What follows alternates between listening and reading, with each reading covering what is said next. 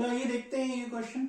इस क्वेश्चन में आपको बोला है कि आपको ये प्रूव करना है कि एक परपेंडिकुलर जो सेंटर जो टेंजेंट से ड्रॉ करी जाएगी at the point of contact वो उसके सेंटर से पास करेगी। ठीक है, तो इस क्वेश्चन को प्रूव करने के लिए आपके पास क्या है, आप कैसे प्रूव कर सकते हो कि वो सेंटर से पास करेगी।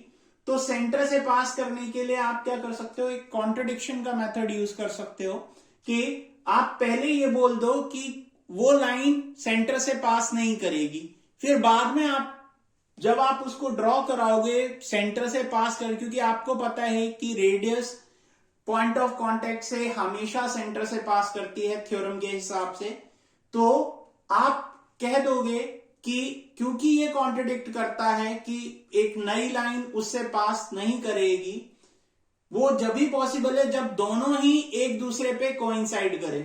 तो आइए देखते हैं कैसे करेंगे हम इसको।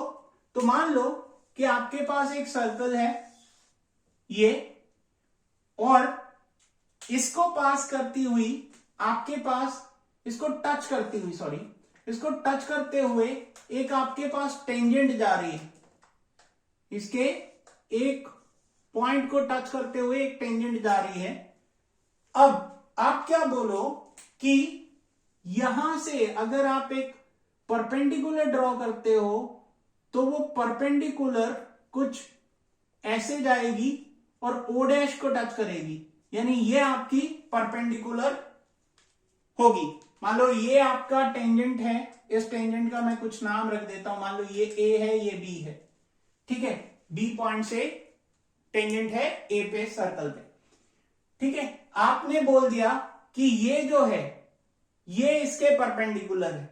फिर आपने क्या बोला, रेडियस ऑफ द सर्कल, क्योंकि रेडियस ऑफ द सर्कल हमेशा कहां से पास करती है, रेडियस ऑफ सर्कल तो आपकी हमेशा सेंटर से ही पास करती है, क्योंकि सेंटर से ही आप टेंजेंट, सेंटर से ही आप ड्रॉ करते हो रेडियस।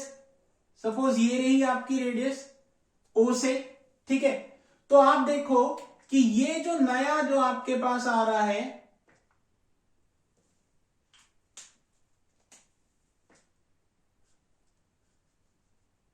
ये यहां पे ओ डैश है, और ये जो नया जो आपके पास, मतलब जो ओरिजिनली रेडियस जो आपका बनेगा वो 90 डिग्री ये बनेगा। तो दोनों के बीच में ओ ए ओ डैश का अंतर है, और आप ये कह रहे हो कि दोनों ही 90 डिग्री है। वो जब भी पॉसिबल हो सकता है जब ये और ये दोनों एक दूसरे को ओवरलैप कर रहे हो या कोइंसाइड कर रहे हो। ठीक है, तो हम करते हैं इसको proof. Let A O dash is perpendicular to AB at point of contact A। ठीक है, तो therefore आपका क्या होगा, O dash A angle O dash AB equals to 90 degree. Now draw radius of circle OA। ठीक है, आपने radius of circle draw कर दी, तो रेडियस ऑफ सर्कल आपने ड्रॉ करी है ज्वाइनिंग ए को ज्वाइन करती हुई।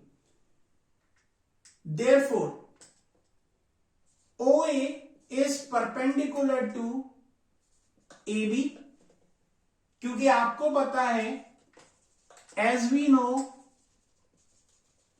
that radius of circle is always perpendicular to the tangent at point of contact। बोलिए थ्योरम। ठीक है, तो उसकी वजह से क्या हो जाएगा, आपका ये जो एंगल है, एंगल आपका कौन सा, ओ ए बी, ये भी 90 डिग्री हो जाएगा। तो अब ये तो कॉन्ट्रडिक्शन वाली बात हो गई कि एक ही पॉइंट पे दो 90 डिग्री एंगल बन रहे हैं। ठीक है, तो वैसे अगर आप देखो तो आपका ओ डैश ए बी भी आप बोल रहे हो 90 डिग्री है, आपने कंस्ट्रक्ट किया उस तरीके से। और ये तो ऐसा तो हो नहीं सकता कि एक ही पॉइंट पे दो 90 डिग्री दो डिफरेंट जगह से बन रहे हो। ठीक है, ये आपका जब भी पॉसिबल है जब दोनों कोइंसाइड कर रहे हो। तो आप कह सकते हो फ्रॉम 1 and 2, ठीक है, फ्रॉम 1 and 2 आपका angle O dash A B equals to O A B 90 degree only if O and O dash coincide। ठीक है, ये जब भी पॉसिबल है जब दोनों ही कोइंसाइड करेंगे। Therefore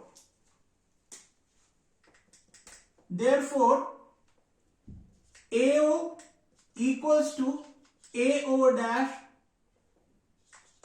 must be coincident.